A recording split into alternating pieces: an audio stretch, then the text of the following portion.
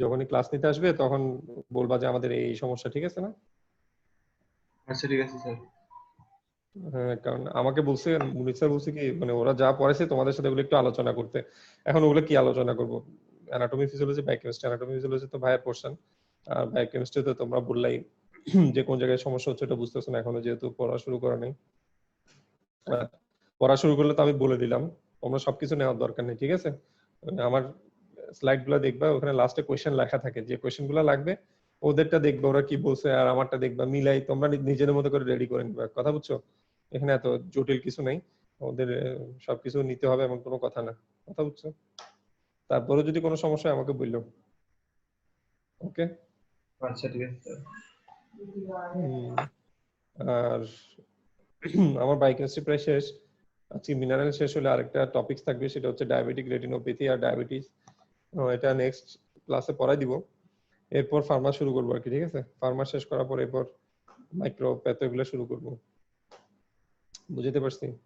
গত সপ্তাহে আমি ক্লাস নিতে ইচ্ছে করে নি নাই, কারণ তোমাদের এত বেশি লোড হয়ে গেছে। আমি ভাবলাম একটু গ্যাপ দিই, গ্যাপ দিলে একটু পড়াগুলা গুছিয়ে নিতে পারবো। জি স্যার, বেশি লোড হয়ে গেছে। এই জন্য আমি নিই নাই গত সপ্তাহে ইচ্ছা করে ক্লাস। আর তোমাদের স্লাইডে কি কি লাগবে ওগুলো তো আমি বলে দিছি, ঠিক আছে? একদম কিছু না পারলে কোয়েশ্চেন গুলো সলভ করবো, এটাও তো বলে দিলাম যে তোমাদের সবকিছু পড়তে হবে না, সবকিছু দেখার দরকার নেই। পিছনে কোয়েশ্চেন গুলো লেখা থাকে, অ্যান্সারও দেওয়া আছে, জাস্ট কোয়েশ্চেন গুলো সলভ করবা। এতগুলা খুব অল্প সময়।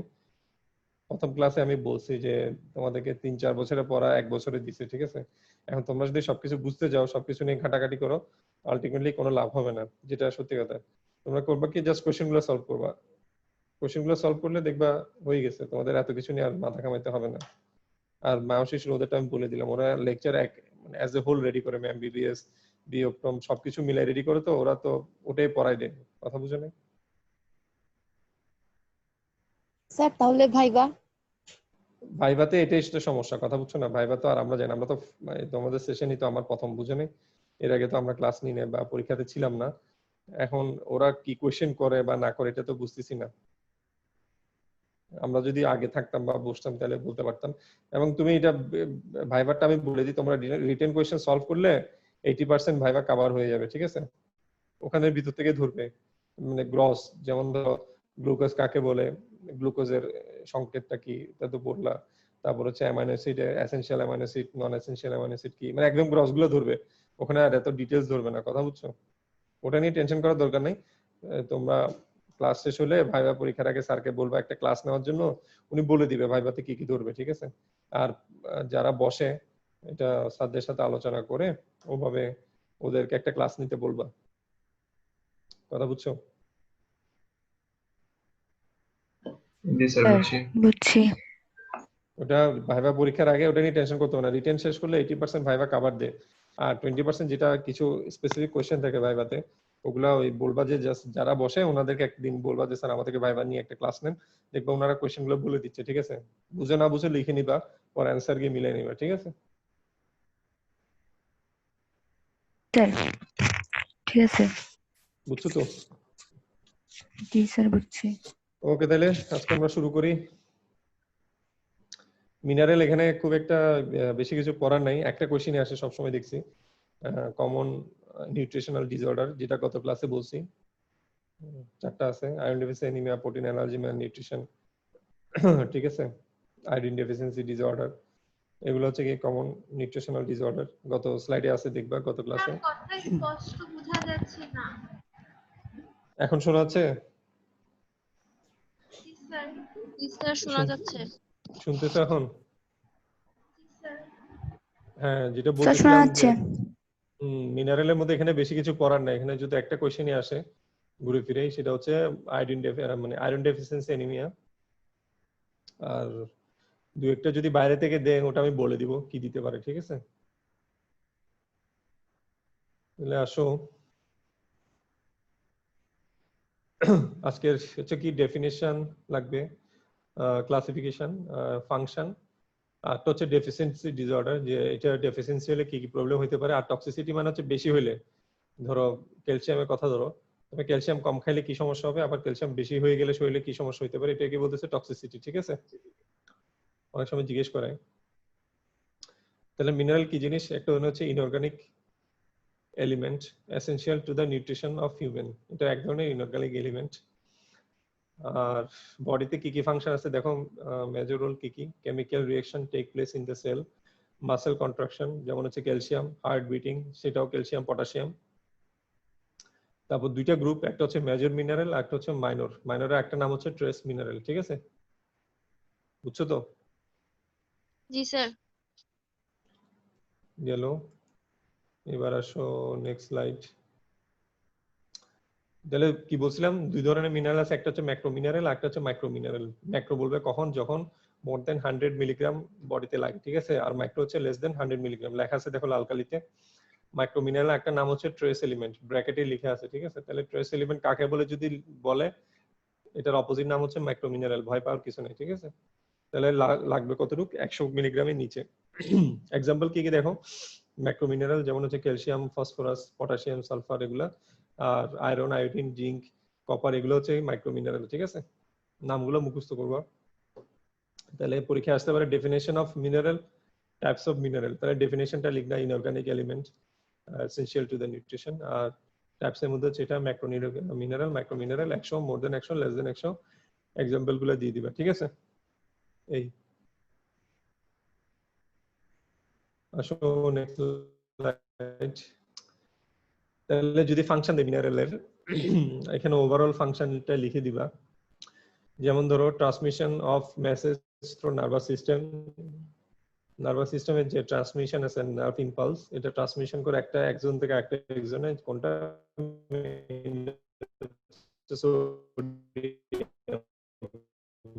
ঠিক আছে, সোডিয়াম, ক্যালসিয়াম এগুলা। তারপর হচ্ছে utilisation of all nutrient in food, absorption of vitamin, বিভিন্ন ভিটামিন অ্যাবজর্পশনে হেল্প করতেছে, যেমন calcium is needed for vitamin C, zinc needed for vitamin A, magnesium হচ্ছে vitamin B complex, selenium for vitamin E, ঠিক আছে?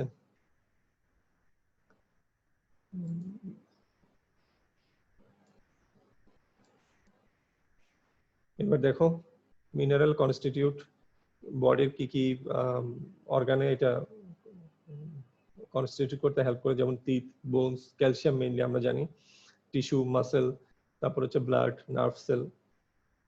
এটা হচ্ছে ওভারঅল ফাংশন, ঠিক আছে? এবার আসো আরেকটা ফাংশন, সেটা হচ্ছে গিয়ে কি মেইনটেইন ফ্লুইড ব্যালেন্স। এটা ইম্পর্টেন্ট। যেমন ধরো এক্সট্রাসেলুলার ফ্লুইড, ইন্টারসেলুলার ফ্লুইড, ঠিক আছে? অথবা এটাকে বলতেছে মানে সেলের বাইরে যেটা ওই তোমার ফাংশন, সেটা হচ্ছে কি সোডিয়াম, মেইনলি সোডিয়াম এবং ক্লোরাইড এগুলো। যেমন এটাকে বলতেছে এক্সট্রাসেলুলার মিনারেল। আর ইন্টারসেলুলার মিনারেল হচ্ছে সেলের ভিতরে, potassium with the help of calcium, magnesium, ঠিক আছে? এগুলো হচ্ছে ইন্টারসেলুলার মিনারেল। বুঝতে পারছি? সেলের যে ইলেকট্রিক্যাল ব্যালেন্স তোমরা পড়ছো, সোডিয়াম পটাশিয়াম চ্যানেল পড়ছো না ফিজিওলজিতে? জি স্যার বলছি। জি স্যার পড়েছি। তারপর হচ্ছে মাসেল কন্ট্রাকশন পড়ছো, অ্যাকশন পটেনশিয়াল পড়ছো, এগুলো সবগুলো হচ্ছে দেখছো এখানে সোডিয়াম, পটাশিয়াম, ক্যালসিয়াম এগুলো সবগুলো রোল আছে, ঠিক আছে?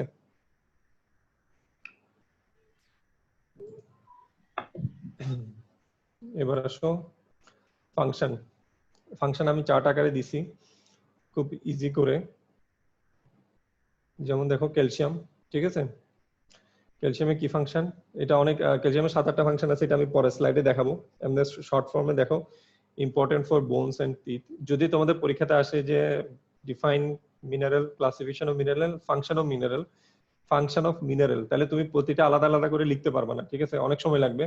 তখন কি করবে, এইভাবে চার্ট আকার দিয়ে লিখে দিবা, ঠিক আছে? এই যে ক্যালসিয়াম দেখো ফাংশন আমি এই দুই কথাই লিখে দিছি, important for bones and teeth formation, important for metabolic process, ঠিক আছে? সোর্স হচ্ছে ডেইলি, ওই যে সোর্স বলে দিলাম, ইচ্ছা মতো লিখে দিবা, গ্রিন ভেজিটেবল এই সেগুলা সোর্স মুখস্থ করতে হবে না, কথা বুঝছো? তারপর হচ্ছে বোন ম্যারো, এবার হচ্ছে মিট, এসব জায়গায় ক্যালসিয়াম থাকে।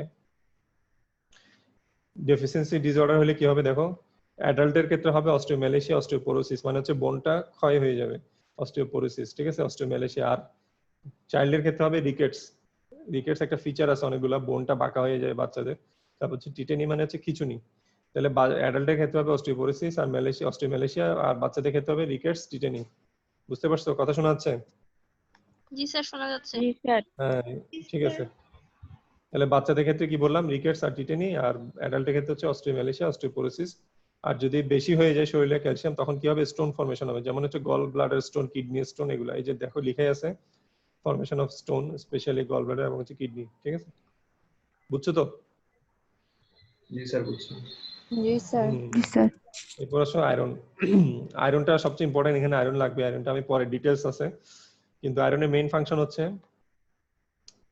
Transfer of oxygen between tissue এবং বডি, হিমোগ্লোবিন, ঠিক আছে? হিম প্লাস গ্লোবিন, এটা ফিজিওলজিতে পড়াবে। গ্লোবিনটা হচ্ছে প্রোটিন পোর্শন, হিমটা হচ্ছে আয়রন পোর্শন, ঠিক আছে? যেটা ব্লাড থেকে আসতেছে। এই হিমোগ্লোবিনের মাধ্যমে এটা অক্সিজেন কার্বন ডাইঅক্সাইড ট্রান্সফার করে বডিতে। আরেকটা হচ্ছে কি ব্লাড, এই যে হিমোগ্লোবিন যেটা ব্লাডে কনস্টিটিউট, তাহলে কি এটা ব্লাড ফর্মেশনে হেল্প করতেছে। আয়রনের অনেকগুলো ফাংশন আছে, এটা আমি পরের স্লাইডে দেখাবো, এখানে জাস্ট শর্ট ফর্মে লিখছি, ঠিক আছে? যদি পুরোটা আসে তাহলে তুমি কিভাবে লিখবে? সোর্স সেম একই। দেখো ডেফিসিয়েন্সি হলে কি হবে? অ্যানিমিয়া। অ্যানিমিয়ার একটা স্পেসিফিক নাম আছে। অ্যানিমিয়া 3 ধরনের, এর মধ্যে এটা করা হচ্ছে মাইক্রোসাইটিক হাইপোক্রোমিক অ্যানিমিয়া। এটা পরে আমি যখন আয়রন ডেফিসিয়েন্সি অ্যানিমিয়া পড়াবো তখন দেখাবো। তাহলে তুমি একদম না পারলে অ্যানিমিয়া লিখবা, আর সবচেয়ে ভালো হয় যদি মাইক্রোসাইটিক হাইপোক্রোমিক অ্যানিমিয়া লিখতে পারো। তারপর এটা বডিতে আয়রন কমে গেলে ইনফেকশনের চান্স বাড়বে। আর দেখো যদি আয়রন ওভারলোড হয়, তার মানে আয়রন যদি বেশি হয়, এটা একটা টার্ম আছে, এটা নাম হচ্ছে হিমোক্রোমেটোসিস, হিমোসিডোরোসিস। এটা হচ্ছে অর্গানের মধ্যে আয়রনটা ডিপোজিট হয়, এটার নাম হচ্ছে হিমোক্রোমেটোসিস, হিমোসিডোরোসিস। নামগুলো শুধু মুখস্থ করো, কথা বুঝছো? আয়রনটা কিন্তু আসে পরীক্ষায়। ম্যাগনেসিয়াম সেম, হেলদি বোন স্যার ফাংশন, ফাংশন বললে জাস্ট ফাংশনটা দিলে হবে না এখানে? তোমাকে যদি কোশ্চেনে দেয় মিনারেলের ফাংশন, মানে বিভিন্ন ধরো যদি কোশ্চেনটা এভাবে আসে definition of mineral, classification of mineral, অথবা যদি লিখে যে নেমস মানে important some function of important mineral, তখন তো তোমাকে অনেকগুলো লিখতে হবে, যেমন calcium, iron, magnesium, sulphur, iron, iodine, এগুলো সবগুলো লিখতে হবে না? তখন তো তুমি আলাদা আলাদা ক্যালসিয়ামেরটা লিখতে গেলে 1 পেজ লিখতে হবে, আয়রনেরটা হলে 1 পেজ লিখতে হবে। এভাবে হইলে তুমি কম সময়ের মধ্যে সবগুলো দেখাই দিতে পারবা, ঠিক আছে? আর যদি স্পেসিফিক দেয় যে আয়রনের ফাংশন লিখো, ক্যালসিয়ামের ফাংশন লিখো, তখন এইভাবে লিখলে হবে না, তখন তোমাকে ডিটেইলস লিখতে হবে।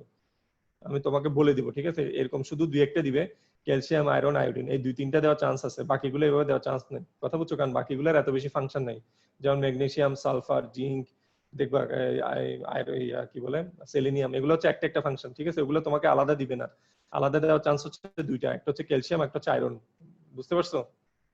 স্যার আমি বলতে চাচ্ছি যদি ফাংশন বলে তখন কি ফাংশন লিখতে হবে, সোর্স লিখতে হবে, সবকিছু লিখতে হবে এখানে চার্টিটা? না, ফাংশন লিখলে শুধু তোমার সোর্স ফাংশনটা লেখার দরকার নেই, আচ্ছা আচ্ছা। শুধু ফাংশন হলে ফাংশন। আর যদি লিখে যে যদি ধরো শর্ট নোট দেয় ক্যালসিয়াম নিয়ে, তখন তোমাকে এভাবে লিখতে হবে যে ক্যালসিয়াম কি জিনিস, লিখলে একটু করে সোর্সটা লিখলা, তারপর হচ্ছে ডেইলি রিকোয়ারমেন্টটা লিখলা, বডিতে কতটুকু ক্যালসিয়াম, এগুলো একটু বই থেকে দেখে নিও ডেইলি কি পরিমাণ ক্যালসিয়াম লাগে। তারপর হচ্ছে ডেফিসিয়েন্সি হলে কিভাবে লিখবা, ফাংশনটা লিখলা, ডেফিসিয়েন্সি ডিসঅর্ডার লিখলা, আর এক্সেসিভ ইনটেক বা টক্সিসিটি হলে কি হলে লিখবা। তাহলে 2 পেজ সুন্দর করে লিখে দিতে পারবে এটাকে ভেঙে ভেঙে। বুঝতে পারছো? জি স্যার বুঝছি। তাহলে ম্যাগনেসিয়াম সেম, দেখো বোন ফাংশনিং, মাসেল নার্ভ, সোর্স লাগবে, এটা দেওয়াই আছে। তারপর ডেফিসিয়েন্সি হলে কি হবে দেখো, anxiety, fatigue, insomnia, muscular problem, nausea, এগুলাই, ঠিক আছে? আর হচ্ছে টক্সিসিটি খুব একটা নাই, ম্যাগনেসিয়ামের টক্সিসিটি আনইউজুয়াল। Next slide.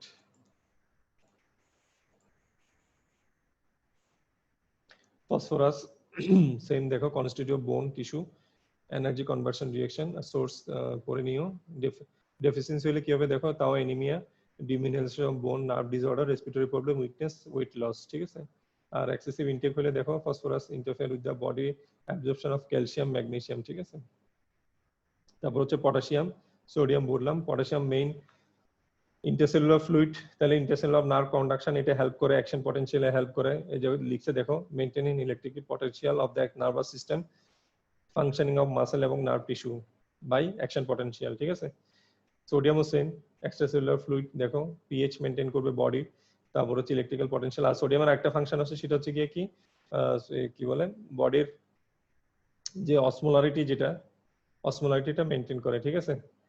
যেমন ধরো আমাদের ডায়রিয়া হলে কি হয়, সোডিয়াম লস হয় না, লবণ, বডিতে ডিহাইড্রেশন হয়, ঠিক আছে?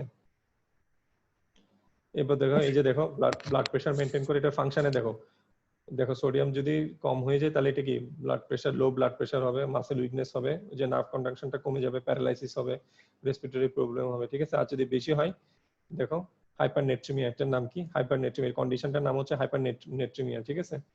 তারপর হচ্ছে ডিহাইড্রেশন, এই যে কিছুক্ষণ আগে বললাম dehydration, specially in baby, long term effect including hypertension. তাহলে মেইনলি হচ্ছে এই তিনটা, হাইপারনেট্রিমিয়া হবে, হাইপারটেনশন হবে, ঠিক আছে। আর বাচ্চা থেকে তো অনেক সময় ডিহাইড্রেশন হবে, যে ডায়রিয়া হলে যখন সোডিয়াম কমে যায় তখন তখন রিভার্স রিঅ্যাকশন যেটা ডিহাইড্রেশন হয়।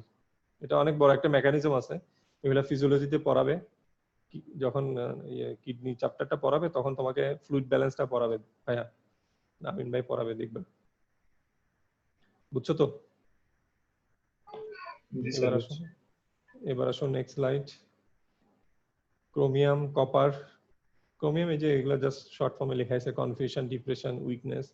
আর কপার হচ্ছে দেখো same, insufficient copper has been associated with change in hair colour, texture. এটা হচ্ছে মেইন, দেখো চেঞ্জ ইন হেয়ার কালার এবং টেক্সচার, হেয়ার লস, এগুলো হচ্ছে মেইন। তারপর হচ্ছে গিয়ে কি নার্ভাস সিস্টেম, আরগুলো এমনিতে, মেইন হচ্ছে এটাই যে change in hair colour and texture, hair loss. এরপর ম্যাঙ্গানিজ, সেলেনিয়াম লেখা আছে, পড়ে নিবা। ডেফিসিয়েন্সি হলে দেখো ম্যাঙ্গানিজ ডেফিসিয়েন্সি কি হবে, bone deformity, rash in skin condition, reduce hair growth. এবার হচ্ছে সেলেনিয়াম দেখো কার্ডিওমায়োপ্যাথি। তারপর হচ্ছে স্কিন ব্যাক ডিজিজ, এটা দরকার নেই, এটা নামটা কঠিন হয়ে যায়, তোমরা শুধু কার্ডিওমায়োপ্যাথি এটা পড়বা। এগুলো কিন্তু খুব একটা আসে না, ঠিক আছে, মানে ওভারঅল ফাংশন খুব একটা দেয় না। তারপর আমি দিয়ে দিচ্ছি, যদি বাই চান্স আসে তোমরা একটা একটা মুখস্থ রাখবা, অসুবিধা নেই। যে কয়টা পারো 5-6টা যা নাম লিখে একটা একটা ডেফিসিয়েন্সি লিখে দিবা। কিন্তু বেশিরভাগ দিয়ে হচ্ছে আয়রন আর ক্যালসিয়াম, ঠিক আছে, আয়োডিনটাও দেয় মাঝে মধ্যে।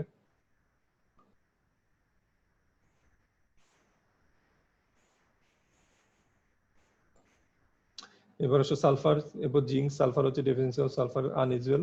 আর জিঙ্ক হচ্ছে দেখো এই যে lesion of the skin, oesophagus and cornea, retarded growth, susceptibility infection, infection হওয়ার চান্সটা বেশি থাকবে।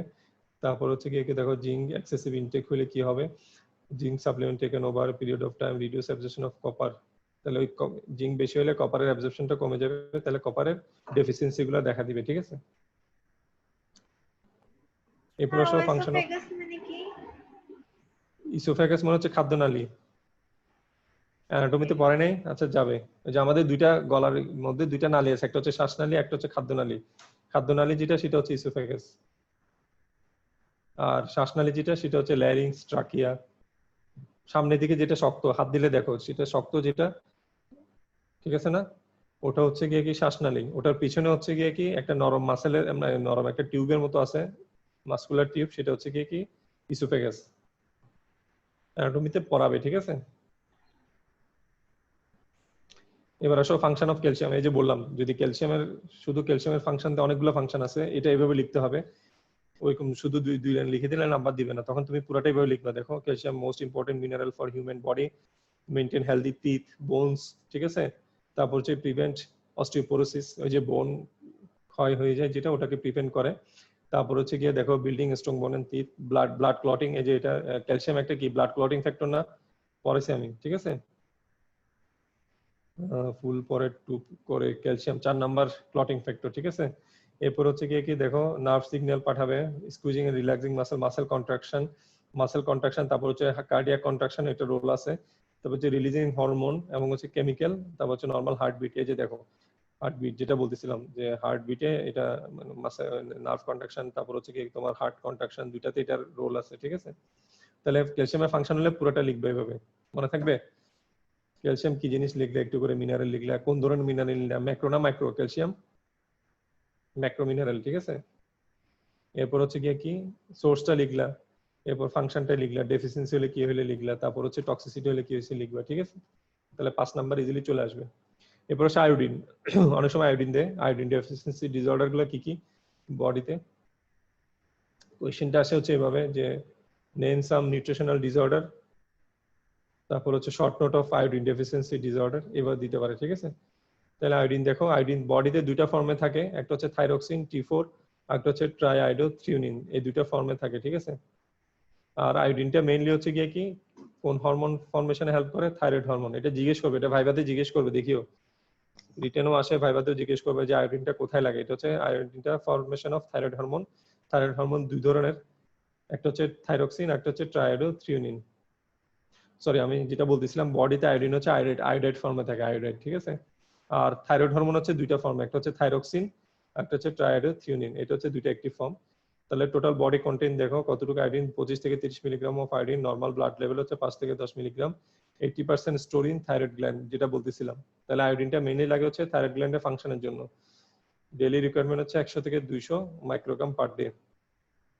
বুঝতে পারছো? আয়োডিন যে শর্ট নোট আসে তাহলে এটা এভাবে লিখে দিবা। এরপর লিখবা ফাংশন। ফাংশন তো বললাম, ফাংশন কি বলছে, এই যে দেখো biochemical function, formation of thyroid hormone, ঠিক আছে। এবার আসো ডেফিসিয়েন্সি ডিসঅর্ডার। ডেফিসিয়েন্সি ডিসঅর্ডার কি হবে দেখো, নিউনেটের মধ্যে কি হবে, ফিটাস মানে হচ্ছে মায়ের পেটে যখন থাকবে, আর নিউনেট হচ্ছে মায়ের পেট থেকে যখন একদম ছোট যখন, ঠিক আছে, তখন তখন ক্ষেত্রে কি কি দেখো, মায়ের পেটে যখন থাকে, যখন আয়োডিন ডেফিসিয়েন্সি হলে স্পন্টেনিয়াস অ্যাবর্শন হইতে পারে, প্রিমেচিউর ডেলিভারি হইতে পারে, স্টিল বার্থ হইতে পারে, কনজেনিটাল অ্যানোমালি হইতে পারে, তারপর হচ্ছে পেরিনেটাল মর্টালিটি হতে পারে, তারপর হচ্ছে মেইন হচ্ছে ক্রিটিনিজম, ঠিক আছে। এই নিউরোলজিক্যাল লেভেলে লেখার দরকার নেই, যদি কিছু না পারো তাহলে লিখবা শুধু নিউনেটে কি হবে, অথবা নিউনেট অথবা চাইল্ডে হবে ক্রিটিনিজম, ঠিক আছে। আর অ্যাডাল্টের মধ্যে হবে হাইপোথাইরয়েডিজম, গয়টার, এটা একটা নাম হচ্ছে কি মিক্সিডিমা, ঠিক আছে। আর চাইল্ড এবং এডুলেসেন্ট তাও সেম দেখো, cretinism, hypothyroidism, impaired mental function, iodine যাদের লেগ থাকে তাদের কি হয়, মেন্টাল, এই যে থাইরয়েড হরমোনের ফাংশন কি, মেন্টাল ইয়াটা, আইকিউটা ডেভেলপ করে, ইন্টেলিজেন্স। তো যাদের আয়োডিন ডেফিসিয়েন্সি হয় তারা একটু হাবাগোবা টাইপের হয়, এটাকে বলে মেন্টাল ফাংশন ডিক্রিজ। এই যে দেখো লিখছে impaired mental function, decrease IQ, hypothyroidism, delayed physical development, goitre হবে। অ্যাডাল্টের ক্ষেত্রে হবে hypothyroidism, impaired mental function, goitre, ঠিক আছে। আর এটা একটা নাম হচ্ছে হাইপোথাইরয়েডিজম, একটা নাম হচ্ছে মিক্সিডিমা, এটা এখানে আসে নাই, বইয়ে হয়তো পাইতে পারো, মিক্সিডিমা লেখা আছে, এটা একটা ফর্ম, হাইপোথাইরয়েডিজম একটা ফর্ম নাম হচ্ছে মিক্সিডিমা। অল এজ হবে goitre, hypothyroidism, increase susceptibility to nuclear radiation. তাহলে দেখো যদি এই চারটা মুখস্থ করতে না পারো আমি বলে দিচ্ছি, জাস্ট রেকর্ডিং তো আছে, শুনে নিও পরে। নিউনেট মানে চাইল্ডে লিখবা ক্রিটিনিজম, ঠিক আছে, সুদের দূর। আর ইনক্রিজ পেরিনেটাল মর্টালিটি কি স্যার? ইনক্রিজ পেরিনেটাল মর্টালিটি হচ্ছে গিয়ে কি, বাচ্চাদের মৃত্যু হার, এটা হচ্ছে শিশু মৃত্যু হারটা বাড়ে। পেরিনেটাল মানে হচ্ছে গিয়ে কি জন্মের আগে, কথা বুঝছো? আচ্ছা আচ্ছা স্যার। পেরিনেটাল মর্টালিটি, মর্টালিটি মানে হচ্ছে মৃত্যু হার, ঠিক আছে, পেরিনেটাল মানে শিশু মৃত্যু হার। নেটাল, অ্যান্টিনেটাল অথবা পেরিনেটাল, পোস্টনেটাল। পেরি মানে হচ্ছে আগে, ঠিক আছে, জন্মের আগে, এটা একটা নাম হচ্ছে জি স্যার। অ্যান্টিনেটাল, ঠিক আছে। জি জি স্যার। তাহলে কি বললাম, যদি এই চারটা মুখস্থ করতে না পারো তাহলে কি কি লিখবে আমি বলে দিচ্ছি। নিউনেট, এটা এত কিছু লেখার দরকার নেই, শুধু লিখবা চাইল্ডে লিখবে হচ্ছে cretinism, impaired mental function, decrease IQ, এর দূর, ঠিক আছে। আর অ্যাডাল্টে লিখবা গয়টার, হাইপোথাইরয়েডিজম আর মিক্সিডিমা, ঠিক আছে। এই এই কয়টা শব্দ লিখবা, দ্যাটস ইট। এবার আসো আয়রন। যদি আয়রন দে তাহলে হিমোলাইসিস, এই যে বললাম হিমোগ্লোবিন দুইটা পোরশন, একটা হচ্ছে আয়রন পোরশন, একটা হচ্ছে প্রোটিন পোরশন। হিমগ্লোবিন, হিমটা হচ্ছে আয়রন পোরশন, ঠিক আছে। ফরমেশন অফ হিমটা এটা পড়াবে ফিজিওলজিতে। এই যে দেখো লিখছে ফাউন্ড ইন হিমোগ্লোবিন এবং মায়োগ্লোবিন। হিমোগ্লোবিন হচ্ছে ব্লাডের, মায়োগ্লোবিন হচ্ছে মাসেলের, যে হিমোগ্লোবিন ওটার নাম হচ্ছে মায়োগ্লোবিন। সাইটোক্রোম P450 এনজাইম, দেখো এটাতেও আয়রনটার রোল আছে, ক্যাটালাইজ হুইচ মেটাবলাইজ ড্রাগ এবং degraded hydrogen peroxide. Cytochrome P450 এটা হচ্ছে লিভারে পাওয়া যায়। Conversion of blood sugar to energy, production of enzyme, new cell amino acid hormone, তারপর হচ্ছে ইমিউন সিস্টেম ফাংশনিং, একটা হচ্ছে ফিজিক্যাল এবং মেন্টাল ফাংশন, এটা লিখে দিবা, ঠিক আছে। এবার আসো একটা শর্ট নোট আসে আর iron sir, deficiency anaemia. Sir বলো আগের স্লাইড থেকে একটা কোশ্চেন ছিল। এটাতে না না, এর আগেরটা। নাকি এটাতে? হ্যাঁ ওটাতে। স্যার এখানে এটাতে হ্যাঁ হ্যাঁ, আচ্ছা ম্যাক্সিডিয়াম, মিক্সিডিমা, এটা তো চাইল্ডের ক্ষেত্রে ক্রিটিনিজম, না, এটা অ্যাডাল্টের ক্ষেত্রে হবে। এটা ওই যে অ্যাডোলেসেন্ট যখন হয় তখন অ্যাডাল্টের কাছাকাছি বয়স না, হুম। এই জন্য ওরা মিক্সিডিমা দিয়েছে। তো তোমাদের মিক্সটা এখানে লেখার দরকার নেই, আমি তো তোমাকে বলেই দিলাম যে চাইল্ডের ক্ষেত্রে কি কি লিখবা, সেটা হচ্ছে ক্রিটিনিজম লিখবা, তারপর হচ্ছে ইম্পেয়ার্ড মেন্টাল ফাংশন লিখতে হবে, impaired mental function, decrease IQ, এই দুইটা লিখবা, ঠিক আছে।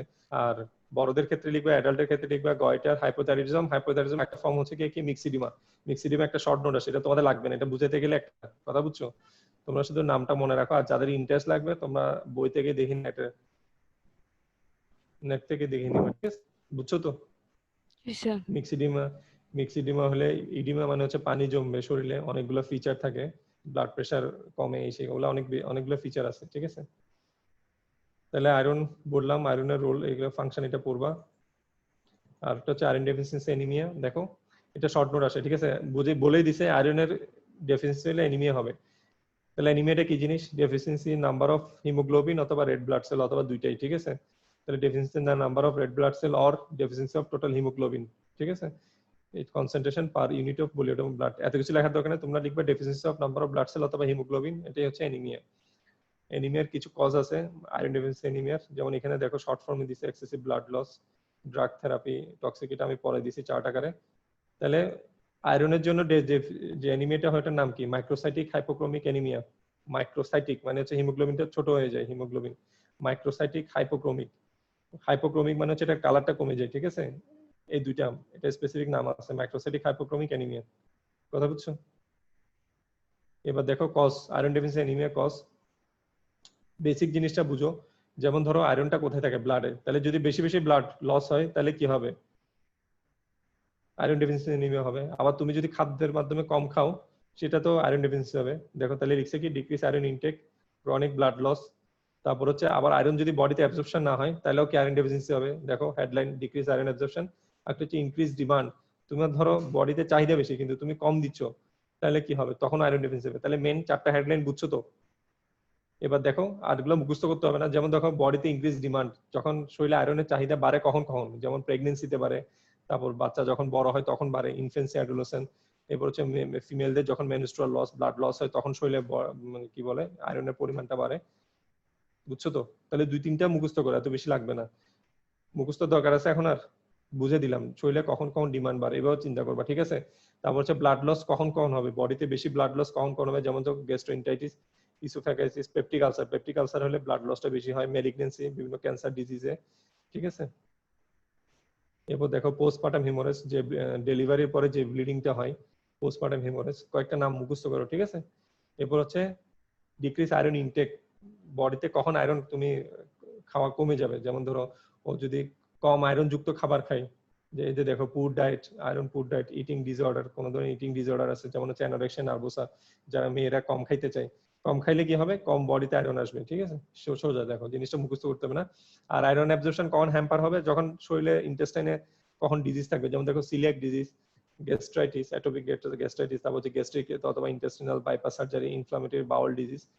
তাহলে যখন তোমার ইন্টেস্টাইনে কোনো ডিজিজ থাকবে তখন অ্যাবজর্পশনটা কম হবে। তাহলে কয়েকটা নাম মুখস্থ করলে, ঠিক আছে। এইভাবেই চারটা হেডলাইন দিয়ে দুইটা দুইটা নাম লিখে দিবা, বুঝছো সবাই? এবার আসো অ্যানিমিয়ার ফিচার। একটা কথা বলি, ভাইবা তো হয়তো জিজ্ঞেস করতে পারে অ্যানিমিয়া কোথায় কোথায় দেখবা। সাইট অফ অ্যানিমিয়া এক্সামিনেশন, মানে একটা রোগীর অ্যানিমিয়া কোথায় দেখা যায়। একটা হচ্ছে চোখে, চোখে কোন জায়গায়? Palpebral conjunctiva, lower palpebral conjunctiva, upper conjunctiva না, লোয়ার কনজাংটিভা, ঠিক আছে। চোখ নিচের দিকে টান দিয়ে আমরা দেখি না চোখ সাদা হয়ে গেছে কিনা। স্যার হ্যাঁ, এটা জিজ্ঞেস করবে সাইট অফ অ্যানিমিয়া কোন কোন জায়গায় দেখি আমরা। একটা হচ্ছে লোয়ার পালপেব্রাল কনজাংটিভা, তারপর হচ্ছে নেল বেড, নখ সাদা হয়ে যায়, ঠিক আছে। তারপর হচ্ছে পালমার ক্রিজ, হাতের যে রেখা আছে রেখাগুলোর মাঝখানে দেখে সাদা হয়ে যায়, কথা বুঝছো? তাহলে মেইন বলতে হবে কোথায়? পালপেব্রাল কনজাংটিভা, লোয়ার পালপেব্রাল, আপার বললে হবে না, লোয়ার পালপেব্রাল কনজাংটিভা, ঠিক আছে। এবার দেখো অ্যানিমিয়ার সিম্পটম কি কি আছে দেখো, এই যে আই ইয়েলোইশ, তারপর হচ্ছে central fatigue dizziness, blood vessel, low blood pressure, heart rate palpitation হবে, চেস্ট পেন হবে, অ্যানজাইনা হবে। তারপর হচ্ছে ইন্টেস্টিনের দেখো change, stool colour, muscular weakness. যে কয়টা পারো মুখস্থ করবা, ঠিক আছে, এটা লিখে দিবা। এবার আসো ইনভেস্টিগেশন। ইনভেস্টিগেশন কি কি আছে, মানে কিভাবে আয়রন ডেফিসিয়েন্সি আছে এটা কিভাবে বের করবা। তারপর আচ্ছা দেখো বডিতে হিমোগ্লোবিনের লেভেলটা একটু মুখস্থ করবে, এটা ফিজিওলজিতে পড়াবে, ঠিক আছে। মেলে লাগে হচ্ছে 13 থেকে 18 গ্রাম পার ডিএল, ফিমেল হচ্ছে 12 থেকে 16। আর ইনভেস্টিগেশনের জন্য দেখো হিমোগ্লোবিন লেভেলটা দেখবা, এটা কমে যাবে। তারপর হচ্ছে এমসিবি, কিছু হচ্ছে এগুলো হচ্ছে red cell indices, MCB, MCh, এগুলো ফিজিওলজিতে পড়াবে, এমসিবিটা কমে যাবে। মাইক্রোসাইটিক, এই যে দেখো বলছিলাম না মাইক্রোসাইটিক হাইপোক্রোমিক অ্যানিমিয়া। তারপর হচ্ছে পেরিফেরাল, এই যে ব্লাড ফিল্ম করলে কি কি পাবা, মাইক্রোসাইট, এই যে দেখো মাইক্রোসাইটোসিস পাবা, হাইপোক্রোমিয়া পাবা, এলিপ্টিক্যাল সেল, এটা হচ্ছে পলিওসাইটোসিস, এটা লাগবে না, এগুলা এলিপ্টিক্যাল সেল পাওয়া। এত কিছু মুখস্থ করার দানে তোমরা শুধু লিখবা হিমোগ্লোবিনটা কমে যাবে, এমসিবি কমে রিডিউস, পেরিফেরাল ব্লাড ফ্লুমে মাইক্রোসাইটিক হাইপোক্রোমিক এটা পাবা, এই লাইনটা লিখতে হবে, মাইক্রোসাইটিক হাইপোক্রোমিক অ্যানিমিয়া, ঠিক আছে? এই দু লিখলে হবে, এই দুইটা লাইন লিখলে হবে, আর কিছু লাগবে না। আর নরমাল লেভেলটা এটা এমনি জানার জন্য বললাম, ঠিক আছে? সবাই বুঝছো? জি স্যার বুঝছি। দেখো কোয়েশ্চেন গুলো আমি দিয়ে দিচ্ছি, দেখো কোয়েশ্চেন কমন নিউট্রিশনাল প্রবলেম, এটা গত স্লাইডে আছে, দেখবা গত ক্লাসে। Iron deficiency anaemia short note, এই যে লাস্টের 2-3টা slide. Source deficiency disorder of iron iodine, তাও লাস্টে দিয়ে পড়াই দিছি, ঠিক আছে?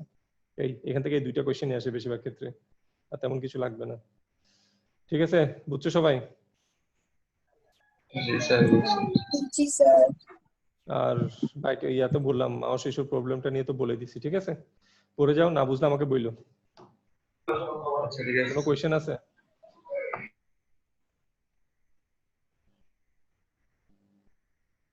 ওকে, তাহলে আল্লাহ হাফেজ। আচ্ছা স্যার। স্যার আসসালামু আলাইকুম। আসসালামু আলাইকুম। আসসালামু আলাইকুম। আসসালামু আলাইকুম স্যার। আসসালামু আলাইকুম। ক্যান্সেল দিলাম।